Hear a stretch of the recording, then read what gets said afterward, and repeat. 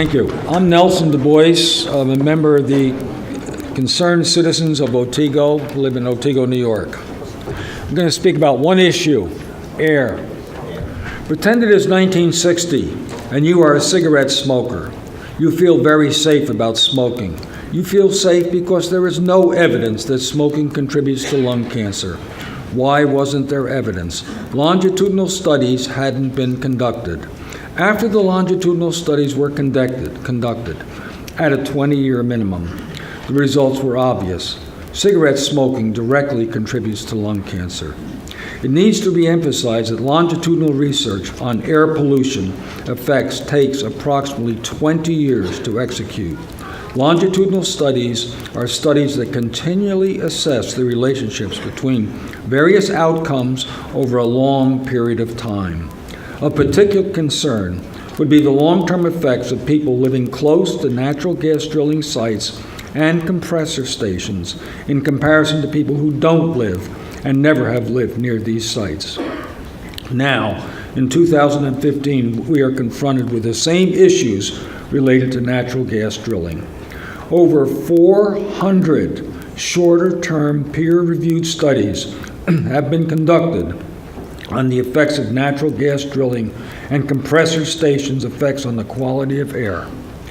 Greater than 95% of those studies indicate that natural gas drilling and compression stations have negative effects on the quality of air and are very likely to be highly unhealthy.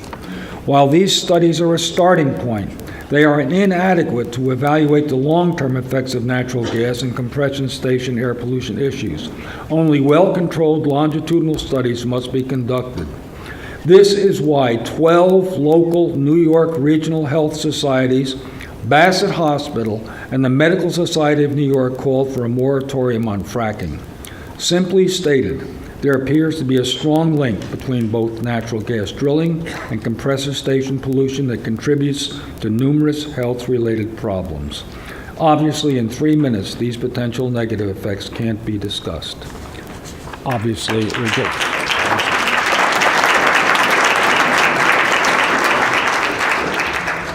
Epifanio Bevilacqua. I'm going to call a few more people to come forward. Dan Dorleal, Bruce Hodges, and Dwight Mott. Hi, I'm very concerned about, and he also hit it on some spots where long lateral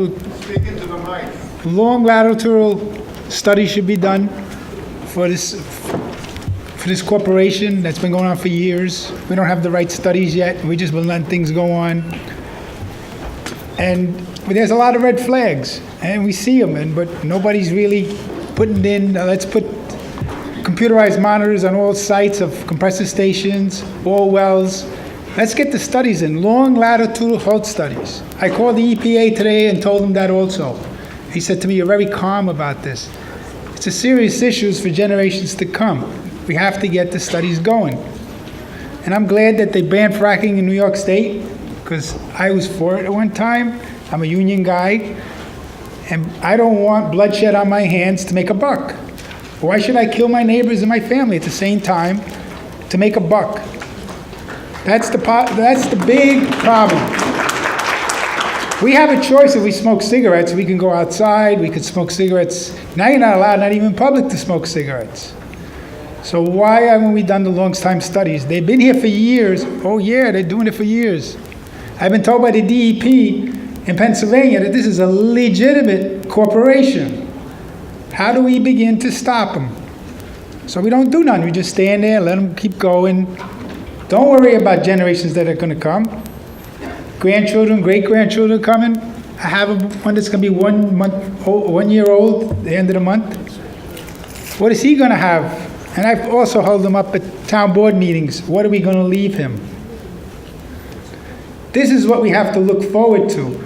Keep fueling our pockets and taking money from the corporate. I want to be in solidarity with the union members, but not to kill your family, my family, and keep going. If it's wrong, let's stop it. And let's go to renewables, hydro, solar, windmills, and like the LNG plant they want to put in Long Island. They put that there. They're not allowed to put the windmills there because there's not enough room afterwards. So now we let the oil industry take it over. I was at that hearing also last week. And I've been to a lot of hearings, and I'm still learning, and the more I learn, the more I don't want this corporation to go forward. Thank you. Thank you. Connie Lowe. Connie Lowe. I call a few more people that move forward. Oh, Lottie Marshall, I think we've already called, but if not, Catherine O'Donnell, Tom Halstead. Yes, my name is Connie Law. My husband and I have a 500-acre dairy farm here in Otsego County in Skinevus. We're both third-generation farmers on both sides of our family. I'm going to tell a short story that's kind of cute. I think everybody on both sides of the aisle will appreciate this, but it does have a point. In the early 2000s, my husband and I worked with DEC officials for a live turkey capture to have the turkeys relocated to the state of Delaware. On our farm, our corn silage bunk was about 1,000 yards below the barn. 100 turkeys would be there every morning, just like clockwork, all winter long, picking corn kernels out of the corn. We set up the net, the explosions, to go over them, and hours passed and the turkeys weren't there, and we couldn't understand it. They never miss. They're always here. Where are they? By 10 o'clock, we had to tell the DEC official, we've got to feed the cows. We got to get going. Doug went down there, started down there with a tractor that we use. It had a funny metallic clanging noise it made. As he started down the road toward the bunk, all 100 turkeys come running out of the woods. They had been standing up at the tree line waiting for what we referred to as the dinner bell. They knew that the picking was easier after the tractor loosened the feed up. The point of the story, animals are adaptable. They are smart, and Mother Nature is not fragile.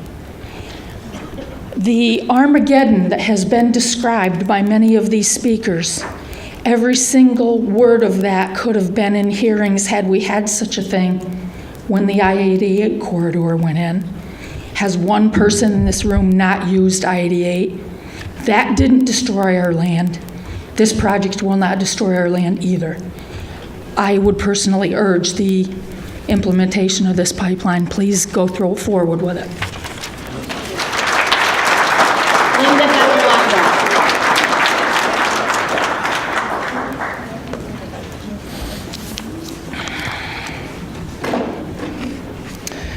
My name is Linda Bevilacqua, and I'm a resident of Franklin. My husband and I own 150 acres there. From 1994 to 2013, the U.S. had 745 serious incidents with gas distribution explosions from pipelines, causing 278 fatalities and 1,059 injuries. I am against the Constitution pipeline. To move the gas, a compressor station is needed, and one is slated to be in Franklin, where we live. We're very concerned about that. I want to go a little differently. I want to comment on a few comments made by Jim Willis, who was writing for the Marcellus Drilling News about the DEC meeting last night. I take offense of the statement that many anti-drillers don't hold jobs. I raised 4 children by myself and ran a small cattle and other various animal farm while my husband worked away from home for 17 years so we could raise our children in a clean, pure, safe, rural area. We moved here from Long Island 20 years ago for a better life for our children. Mr. William also wrote that all the people who refused to pledge to the flag last night were anti-drillers, un-Americans. This gas is going to be exported overseas where the profits are 4 times the amount than they can get here. That's American, but Williams doesn't tell us that. They just tell the landowners, they just tell the stockholders the truth. Mr. Fitzgibbons, I don't know if I'm saying this right, the president of the Joint Landowners Coalition, said Cuomo's decision to ban fracking was less about science and more about politics. It also wasn't based on science, but on what may be, what might be, what could be, not the actual science of the day. If interested people research this, they'll find there's plenty of documentation to prove that water and soil do get contaminated. The landowners from JLC claim that the New York State Constitution states they have a right to drill on their land, but their rights take away my property rights. I don't want my water, air, or land contaminated. That is my right. Most people affected by this pipeline will not reap any benefits from it. We will not get any of this gas. We're just sacrificial lambs for the recipients of the gas. This is called a public interest review. I believe that is what you called it. The DEC should take into consideration all the secondary repercussions of allowing the pipeline route to be established by issuing a permit. Anything that can be reasonably be expected to occur. Future pipelines like the even bigger 36-inch Kinder Morgan pipeline already proposed, compressor stations, whether in the application or not, and there is one in the KM proposal. Connecting pipelines. Okay, thank you. Thank you. Mark Pizzotti.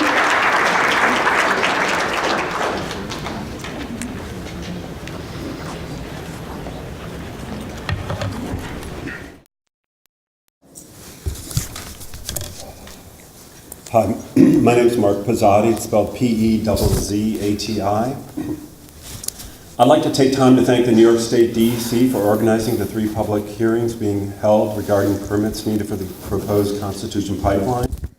The fact the hearings are being held in front of an administrative law judge clearly demonstrates the DEC's sincerity in recording the views of their public. Also heartening is that senior DEC staff have attended these hearings in person, including Patricia Desnoyer, Senior Attorney, Office of General Counsel, Stephen Tomasic, Project Manager, Division of Environmental Permits, and others. By comparison, the federal government's FERC hearings held 10 months ago were overseen by what amounted to summer interns and clearly demonstrated the lack of interest FERC has for the concerns New York residents have for their state environmental standards and the health of their communities. Clearly, FERC has failed the people of New York State.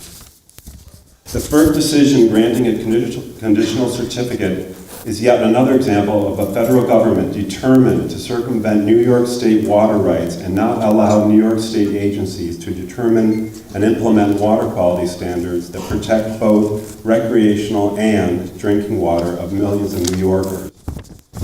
Something well known to the DEC, but worth mentioning, is that the DEC cannot rely on FERC's flawed environmental impact statement. The DEC must instead comply with the State Environmental Quality Review Act. I'd like to remind the DEC that their agency officially commented that the draft environmental impact statement was incomplete. The DEC's concerns have still not been addressed in the final environmental impact statement. It would make no sense for the DEC to approve something it has previously described as deficient. As just one example of a DEC concern not being addressed, the DEC's Patricia Desnoyers, in a September 25, 2013 letter to FERC wrote, quote, New York State DEC requests that Constitution thoroughly analyze alternative routes that predominantly use existing utility corridors and rights of way for all or most of the proposed pipeline route in New York. However, FERC never complied with this DEC request. We are now counting on our own DEC, charged with protecting New York State's environmental quality and water standards, to defend our region from the devastating effects of the construction of this pipeline. The DEC's mandate is to protect New York State water quality. To do this, the DEC must deny the 401 water quality certificate or hold adjunctory hearings for this project. Thank you. Barbara Loeffler. And I'll call down Thomas Lowell, Katie Dunlap, and Gabby Leach.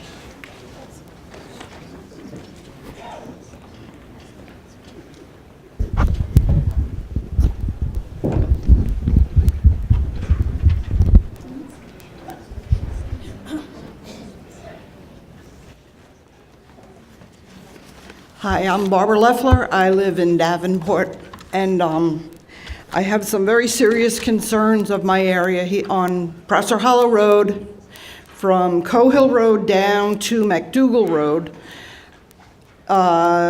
Constitution Pipeline has done no environmental studies whatsoever, even though they already have an easement from one property owner on McDougal Road named Risa. They haven't done any environmental studies, and that's a very sensitive area. That's part of the feeder stream that runs through my property, which is a brook trout paradise. I brought that jar of water. That's what comes out of my tap every day. Since I have that water and I live here, my psoriasis is gone. No more red spots. No more chemicals in my water. People come and take my water because I have an artesian well. I'm very fortunate. I never run out of water.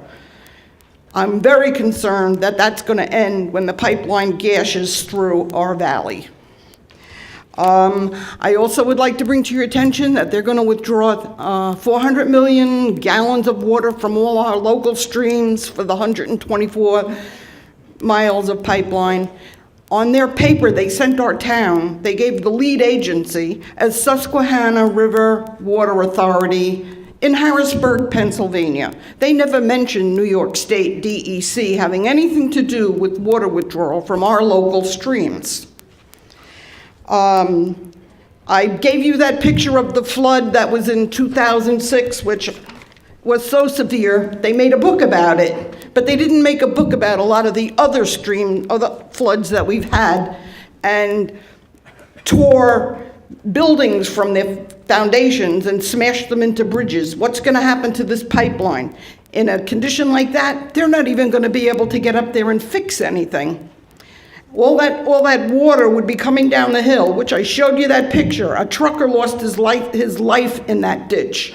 That's a 20-inch pipe there that was torn up, and 88 was breached in both directions. That was only one small area. We can't sustain that kind of flooding when they're going to be trenching up in these hills and valleys. My stream, my trout stream, would be destroyed. The silting that would come down, even in a simple rainstorm, would be astronomical. After that 2006 flood, there was debris in our field that nobody had any recognition of what it was or where it came from. So when they say that they're going to mitigate this, I have no clue how they're going to mitigate the streams being disrupted forever. And I would like to say one other thing too. When Paradigm came to Oneonta, they were a company devoted to safety of pipelines, and what they really did was leave me with a feeling of terror because our local rescues are totally unprepared for any of that. Dan DeLeo. I might be mispronouncing this.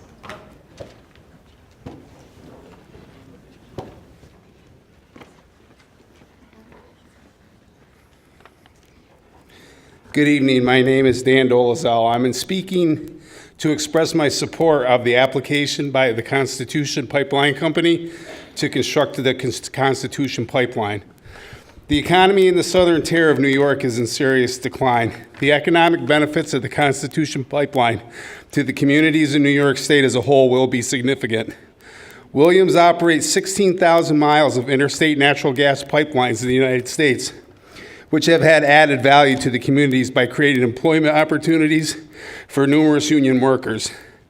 The proposed Constitution Pipeline is good for New York and good for the workforce of the southern tier. We need to maximize existing natural gas facilities and pipeline services. We cannot afford to discourage investment that leads to job creation and benefits to our communities while also increases gas supply to local distribution companies, power generators, and manufacturers. We cannot allow New York to miss out on the opportunities natural gas development can provide. I am a proud member of Local 17 Laborers, and I urge the Department of Environmental Conservation to issue the permits so the Constitution Pipeline can finally become a reality. We've waited 3 years for this project to start, and we simply cannot wait any longer. Thanks.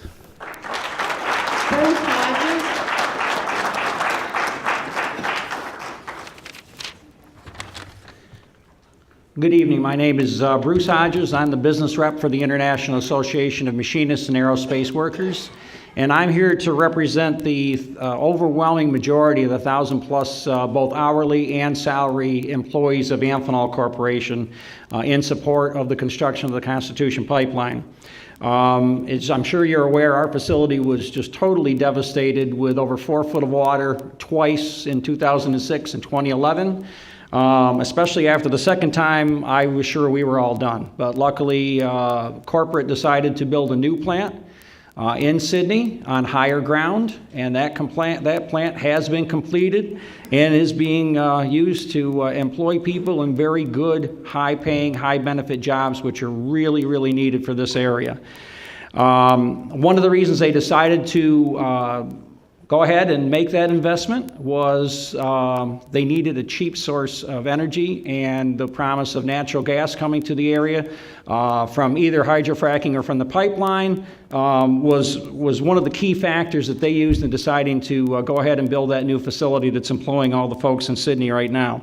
We're fortunate enough that between attrition and the business picking up, we've hired 170 new employees just last fall, and that's really good paying jobs in a very economically depressed area.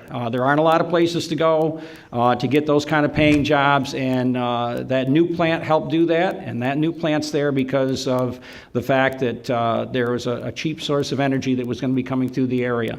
We compete, the industry and the interconnect business that we're in competes very heavily with other manufacturers, especially overseas.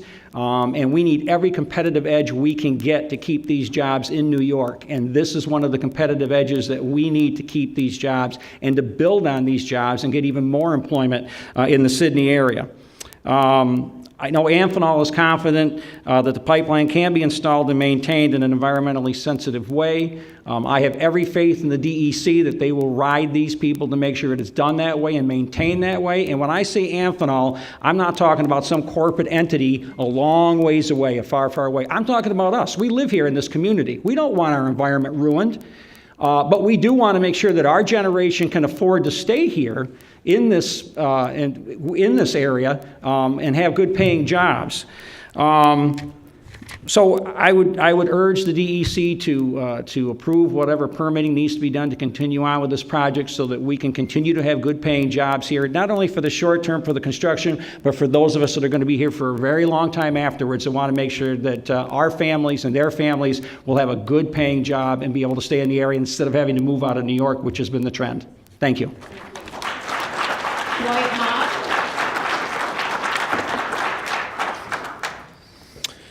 I believe I'm the first speaker tonight to be able to say that depending on how things go tonight, the Constitution Pipeline may or may not be digging a 4-foot ditch right through my bedroom. So here we go, guys. I really have nothing against jobs. As a former union local president, I do understand that we are being divided by the Wizard of Oz, and once this is all over, the Scarecrows and the Tin Men, we're all going to have to come together and live together as neighbors once again. I have nothing against you guys. When you're digging that trench to my bedroom, come on in, I'll give you a cup of coffee. All right, 23 years as an educator, I know that what bureaucrats from Albany like more than anything else in the world, particularly since No Child Left with a Mind, since the Common Corpse, they love data, they love numbers. So I have some numbers for you. I'm going to start out with the number 5. 5 is the number of major international publications in the last 30 days who have named the Catskills one of the top destinations in the world, up against Rabat, Morocco. I've been there. It's cool, but not as cool as here. They are Travel and Leisure, Condé Nast Traveler, Photos Traveler, Wall Street Journal, and just this last weekend, the New York Times. 1,000 acres of forest will be clear-cut for this project based on the route that has been chosen. I want to take a second to stop and invite Your Honor to please visit the DEC website. On there you'll find a graphic. It's a silly little graphic, not real professionally done. It's a map of New York State that shows the primary and principal aquifers of New York State. If you were to put on a blindfold and draw 1,000 lines from northeast Pennsylvania to the Iroquois pipeline, there is 999 of those lines would maybe cross 2 or 3 aquifers. The Constitution pipeline follows the line directly from Fenton to Wright over one of the primary aquifers in New York State. That's ridiculous. They need to replan. 430,000 trees will be cut down. That turns into 100, and this is according to the DEC's own website, 160,000 metric tons of carbon dioxide, which will be released into the air from the trees as they decay, yes, but more importantly from the forest soils, never to be sequestered again.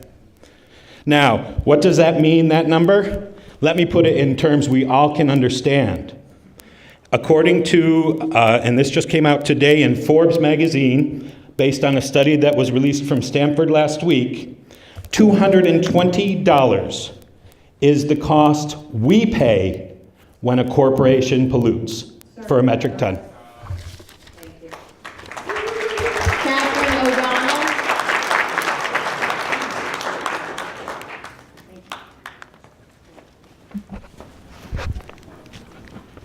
Thank you.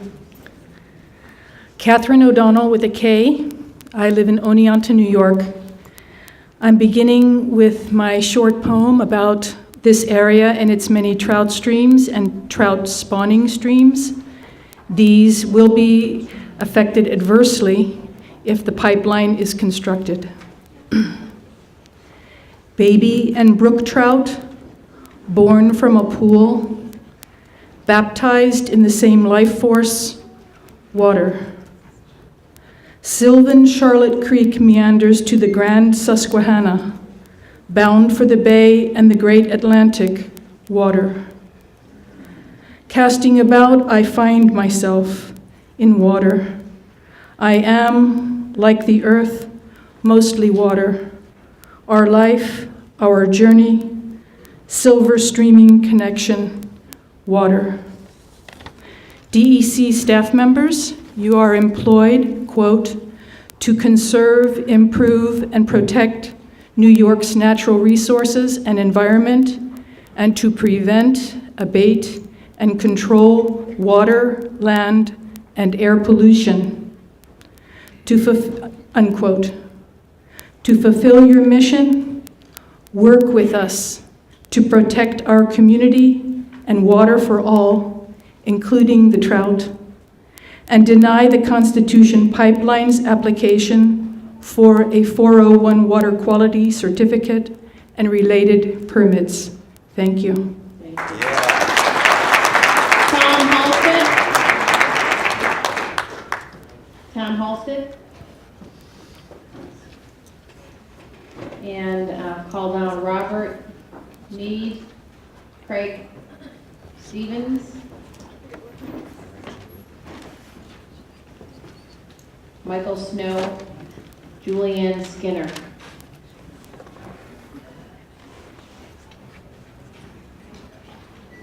Tom Halsted's not here? Okay. Thomas Lovell?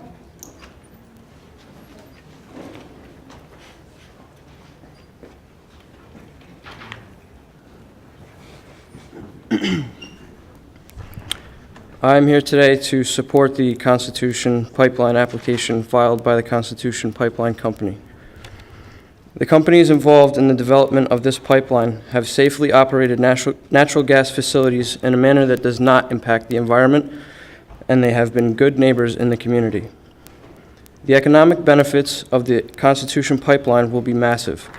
The Constitution Pipeline will expend over $120 million for purchases of materials and supplies, equipment purchases and rentals, fuel, lodging, and other purchases.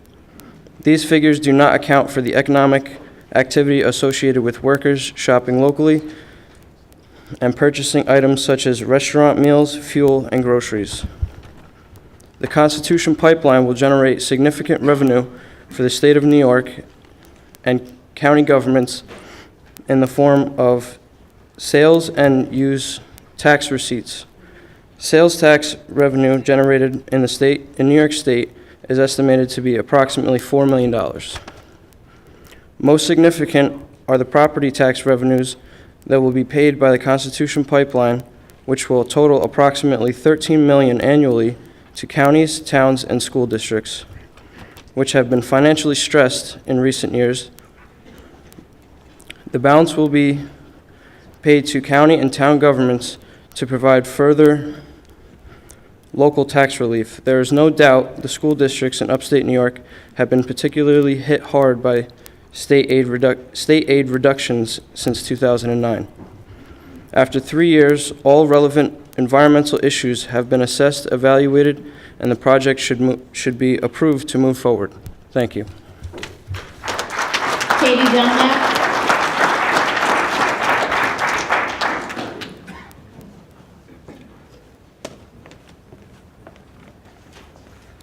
Thank you. My name is Katie Dunlap. I'm the Eastern Water Project Director for Trout Unlimited. First, I want to thank DEC for extending the public comment period for written comments. TU is the nation's largest cold water conservation organization focused on protecting, conserving, and restoring America's trout and salmon watersheds. In New York, we have 8,000 members who are particularly concerned about the potential impacts of this pipeline on water quality, trout fisheries, and trout fishing opportunities. Constitution proposes 89 crossings of trout streams in New York, 87 of which are for the pipeline, 2 are for the access roads. We are deeply concerned about the potential erosion and sedimentation impacts from pipeline construction activities. At least 15 different negative effects from sedimentation have been demonstrated to impact trout and salmon, ranging from stress, altered behavior, reductions in growth, and direct mortality. We have some serious, significant, substantive concerns about the technical adequacy of Constitution's application for its 401 Water Quality Certificate. First, Constitution proposes dry crossing methods for 70-plus streams. The dry crossing method is a general category that can include different types of crossing, including flume, dam and pump, cofferdam, and dry up and cut. Each of these types of dry crossings has significant, different, unique impacts.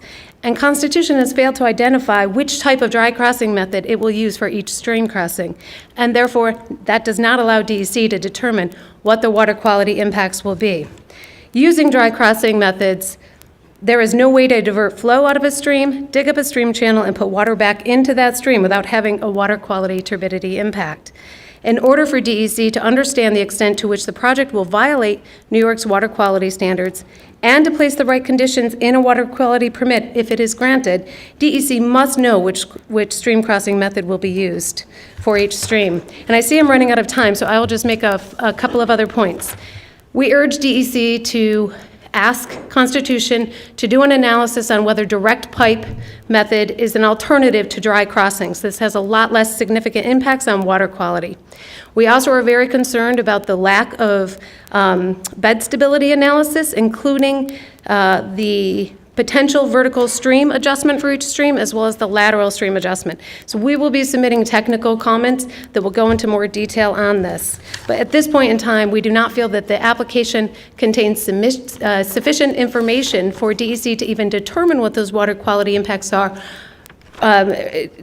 or to find out if the proposed project will violate water quality standards. As such, at this time, we urge you to deny the water quality permit until you can figure out this information, until Constitution supplies this information, and until you have an adjudicatory hearing to determine the adequacy of proposed mitigation.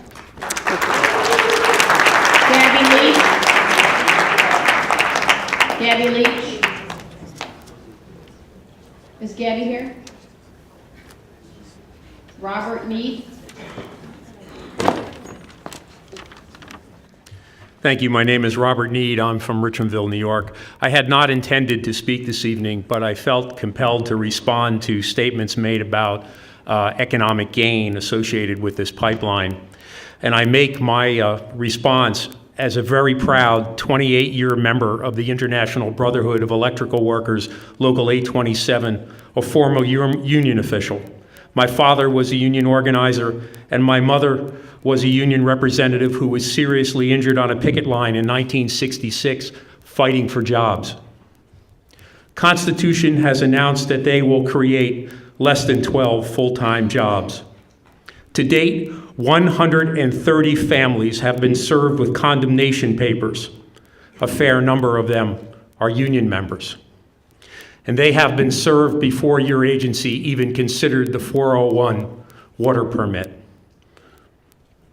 I have listened to the stories of the people who have received the condemnation letters, including a 52-year-old teacher who was served with papers in her driveway as she returned from a union meeting. Many people along the route worry about impacts of the blasting on their fragile drinking water supplies, or the potential of worsened flooding caused by the clear cutting of the pipeline route. A fair number of those people are union members. The proposed route will prevent many landowners from living out their retirement dreams. New homes, small businesses, market gardens, keeping animals, all prevented by the impact of the pipeline on their property. We have heard mention of the benefits for Amphenol, a company that has made the CNN list of companies who have exported and offshored American jobs despite large incentives from state government. This pipeline is not about jobs, it is about harm. Harm to the environment and harm to people. The DEC's role is not to create 12 jobs, it is to prevent the harm. And I ask you on behalf of those whose property has been condemned and whose quality of life will be condemned, and on behalf of the environment that will be condemned to degradation, please deny this 401 permit. Thank you.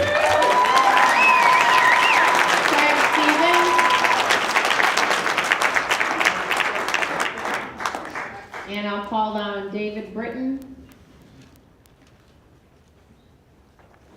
Stuart Anderson. Evening. I'm going to change the name from Constitution Pipeline to the Magical Mystery Pipeline. Here's why. If you've seen their map, 124 miles from my neighborhood to Albany. There's the pipeline across my property, 33 miles, 16-inch, goes right through my property at 1.5 mile. They told us it would never need a compressor station, ever. The pressure was so good from the wells. We're now at 14 compressor stations on that route and growing. We have 40 in our county, by the way. For something we didn't need one for, we sure have a lot of them. On this route, if you read their documentation, there is zero. This pipeline is 30 inches, almost double the size of the pipeline across my property, and it goes 124 miles. Not one compressor station. Guys from Williams, who is kidding who? You told us all the central HP compressor station was not involved at all, but it's listed in your own documentation. It's right here on one page there, central HP station. Let me tell you what happens and why you don't want compressor stations on the route and why you don't want the pipeline to begin with. April 14, 2014, Lathrop Compressor Station explodes and lights on fire. July 23, 2012, Windsor Compressor Station, Broome County, New York, explodes and lights on fire. They were venting during a lightning storm. Good job, guys. May 15, 2013, Williams Central Station, Brooklyn. That's the one there to the start of this. Exploded and lit on fire. May 30th, 2013, Branchburg, New Jersey, 13 injured, 2 workers injured, explosion and fire. Teal Station has exploded and lit on fire in Dimick 3 times. They just had it shut down for a month. December 1st, 2014, Auburn Compressor Station, Susquehanna County, exploded and lit on fire. February 13th, Adair County, Kentucky gas pipeline explosion. Destroyed 2 homes, damaged 1, and burned cars to the ground. Now, you're going to hear these guys come to you because they're used car salesmen on steroids. When they come to your door to sell you the electric dog polisher, send them off your property with extreme prejudice. Just Google it. Pipeline explosions in the United States since 1890. Hundreds and hundreds of them. Most of them involving property damage and lives lost.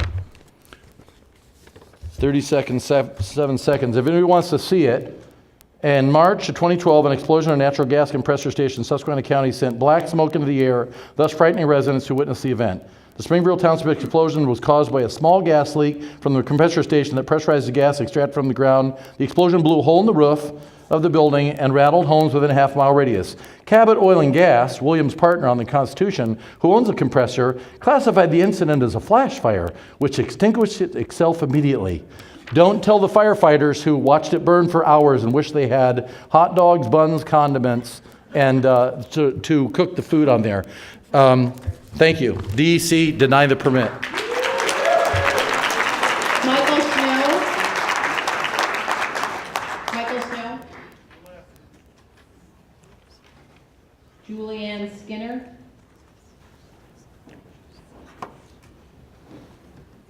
And I'll call down Stuart Anderson, David Marsh, and David Allister. Julianne Skinner, Montrose Borough Council, Montrose, Pennsylvania. I didn't have anything to do with creating that ordinance that Ms. Barr was talking about. Mr. Stevens mentioned about pipelines.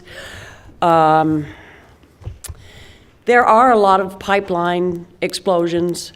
However, pipelines are a safe method to transport hazardous materials and natural gas.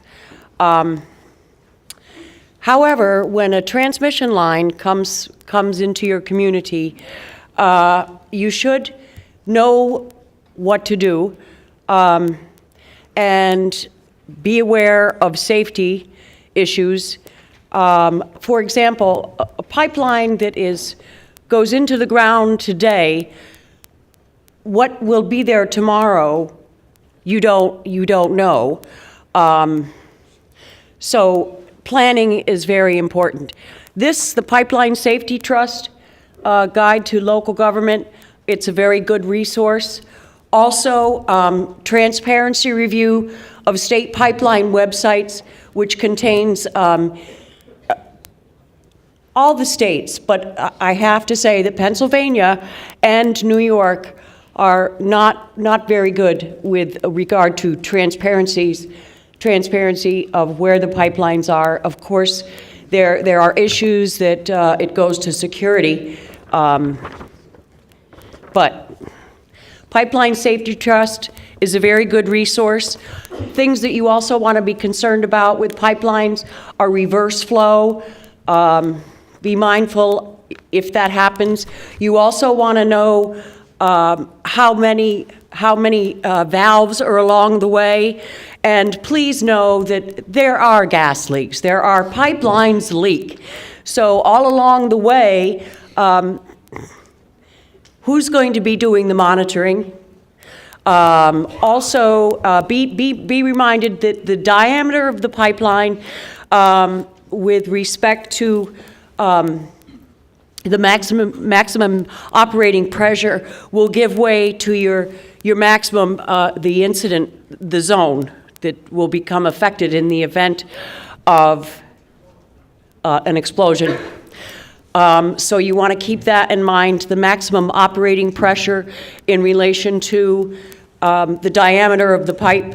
You want to know what's in the pipeline, and monitoring is so very important.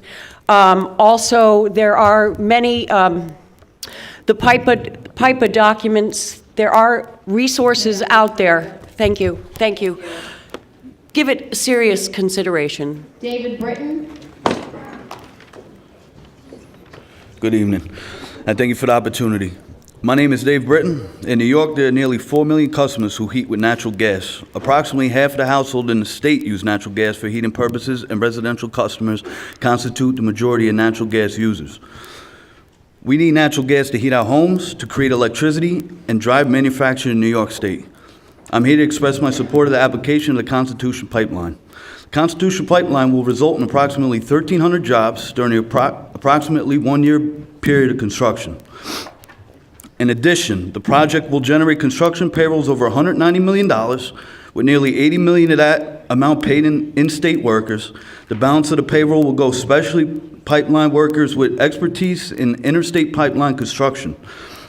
The southern tier of New York is suffering from long-term job loss and decline. The local workforce, include my brothers in the Local 17, deserve the opportunity to benefit from development of natural gas pipelines and related infrastructure. I support constitutional pipeline application and implore New York State DEC to approve the federally delegated environmental permit applications. Thank you. Stuart Anderson. And I'll call down, I believe it's David Milser, Miranda Rusk, Dino Martin Jr., Todd DiOrio, Bradley Van Zyl, Dean Tambury, Michael Stelter. My name is Stuart Anderson. I live in Otsego. I'm a registered with FERC as an intervener, and I am speaking this evening on behalf of concerned citizens of Otsego. I want to bring to your attention a request for rehearing filed by Stop the Pipeline with the FERC on January 2nd of this year. The entire document is posted on the FERC website. I urge you to look specifically at Argument 3, which begins on page 25 and explains how the Constitution Pipeline Project constitutes an illegal segmentation under the National Environmental Policy Act. I'm not a lawyer, but I gather from the argument that another pipeline company, the Tennessee Gas Pipeline, TGP, has filed with FERC to co-locate a new pipeline in the Constitution Pipeline right-of-way. As I'm sure you must be aware, the regulatory hurdles for co-locating a second pipeline in an existing right-of-way are much easier than the requirements for a new right-of-way. So if Constitution is built, the TGP will be, to use one of the FERC mission statement phrases, a regulatory certainty. I'm aware that the issue of illegal segmentation is not in your purview, but I believe that this specific dispute should influence DEC's thinking regarding the Constitution project. First, I submit that it would be premature for DEC to make any ruling on the Constitution project before the issue of illegal segmentation is settled with the FERC. Until the segmentation issue is settled, you do not know exactly what you're being asked to approve, and there is no reason to hurry into any decision. Second, I think that DEC should sum up all of Constitution Pipeline's environmental impacts: wetlands, streams, air quality, wildlife, deforestation, add it all up for the Constitution project, and then double it, because that's how much damage you'll be approving by permitting Constitution. Once the Constitution is approved, double damages become a regulatory certainty. Thank you. David Marsh.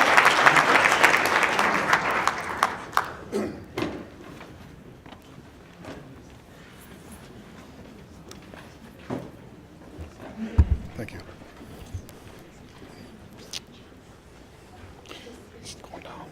All right, thank you for holding these important hearings. I'm here tonight representing the Binghamton Oneonta Building Trades Council. The Binghamton Oneonta Building Trades Council represents over 3,000 union members and their families in Broome, Shenango, Otsego counties here in New York. Our union members are not only construction workers, we are homeowners, taxpayers, parents, grandparents, and members of the local community.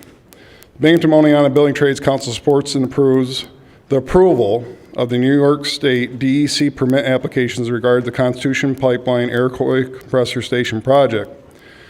I believe the applicants involved with this project have adequately addressed all issues presented in the 124-mile-long Constitution Pipeline project. The Constitution Pipeline New York State DEC applications are the result of Constitution working closely with both the New York State DEC and the U.S. Army Corps of Engineers to ensure the pipeline preserves the quality of life for wildlife and the residents of New York while providing much-needed infrastructure to support new and existing energy needs locally and statewide. Wetlands and water quality are top priorities for the pipeline owners, the professionals, conscientious contractors installing the pipeline, and the hardworking union members employed by these contractors. Constitution has worked closely with DEC and Army Corps of Engineers staff to ensure that specific plans are in place for each stream crossing and that water quality and aquatic life are protected. The vast majority of unavoidable wetland impacts are either temporary or involve the conversion to vegetation cover type. fill or permanent loss of wetland areas is very limited. Specifically, proposed impacts on New York State are limited to approximately 0.07 acres or less than 1/10 of an acre. As mitigation to offset these impacts, Constitution has proposed 5 different mitigation projects located along the corridor of the pipeline in New York. The different mitigation types include the mitigation plan are wetland enhancements, wetland establishment, wetland preservation, and upland buffer establishments. The proposed mitigation package results in a net gain in wetland areas rather than a net loss. The proposed mitigation package includes wetlands along the headwater stream corridors in accordance with the USACOE watershed approach. The package preserves, enhances, and establishes and restores wetland factors within a large connected wetland complex. In conclusion, I believe the studies performed adequately reflects the impacts related to the construction and the operation of the Constitution Pipeline. I also believe the conclusion can be made that the Constitution Pipeline will provide New York, New England with clean, safe energy. And please move this project forward. Thank you very much. David Meltzer. David Meltzer here. I might be pronouncing it wrong. Mills? Oh, maybe, I'm sorry.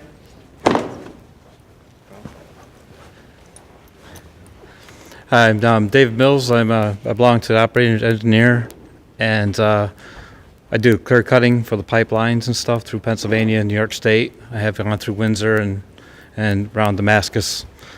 And we work close with the DEC in New York State through Windsor, side by side. All inspectors, everything's foolproof when we come off the right-of-ways. We do clear trees. Everything's solidified. We double check, our inspectors check, even if it's dark, as we're coming off these right-of-ways. Take great consideration on the watershed and every diversion berm. And we usually put extras in just to make sure that these things, we have no problems with the fish populations and stuff like that. A lot of waters that after storms that we put these diversion berms in are actually clean water still, as we had not gone in yet. So we clear all these stumps, we pull the stumps and whatnot, and put all these berms, and there's absolutely nothing going into the streams because of diversion berms. We work really closely with the DEC and a lot of the inspectors, and just want to say that thank you for your opportunity.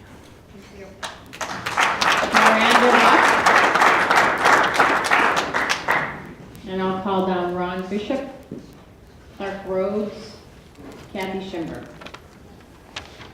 Hi, my name is Miranda Ruff. My father is a laborer with Local 17, and I'm here to express my support for the Constitution Pipeline project. The proposed Constitution Pipeline will serve as an additional delivery line for the increased regional production of natural gas. Assuming the project is approved, Constitution Pipeline will be able to help meet the growing demand for natural gas in the Northeast. The Constitution Pipeline will deliver enough gas to heat and cool approximately 3 million homes or to serve the needs of 2 large electrical generating plants.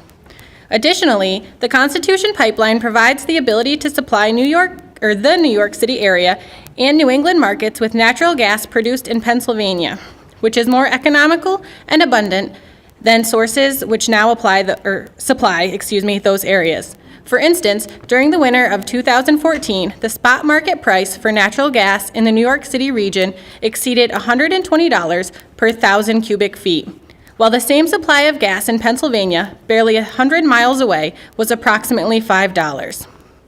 Constitution Pipeline provides a reasonable way to bring domestic, low-cost, and clean-burning natural gas to the New York State market, benefiting consumers and commercial customers. I urge the New York State DEC to issue the permits for the Constitution Pipeline project. The project will bring much-needed jobs to the southern tier of New York. Additionally, residents of the counties in which the Constitution Pipeline will exist will benefit from increased tax revenues attributable to Constitution Pipeline facilities. A DEC ruling in favor of the Constitution Pipeline is good for the economy, the taxpayers of the southern tier, and good for all the New Yorkers with houses heated by natural gas. Thank you. Tino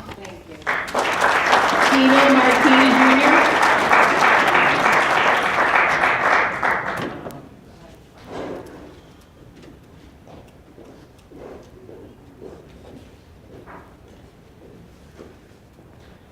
I'm Dino Martini Jr. I've been a pipeliner for about 8 years now, resident of Unadilla, New York, born and raised. Some factors into some of this is there's water bodies, wetlands, upland, forestry, and all this stuff. See, people think that we just go through and dig all through the pipeline and everything like that, but the fact is that there's party after party. There's third party, there's a gas company, and then there's the contractor. And they inspect. We have people called EIs, or environmental inspectors, with DEC requirements of what we have to do in order to cross a water body or a wetland. All the soil from a water body bed is separated from subsoil or topsoil. It's separated and segregated to a pile, and we have to protect that. And once we cut across them, it's 24 hours on past jobs I've been from the West Coast to the South to the East Coast installing pipelines. And these guys know what they're doing. They're very strict, they're very regulated, but they know what we got to do, and we do it fine. And pretty much we're the ones that install it. The community, the unions, and that's us, the local people. It brings plenty of revenue to the area. It helps out small mom and pop shops, gas stations, people that are renting out. It helps it tremendously. That's all I have to say. Thank you.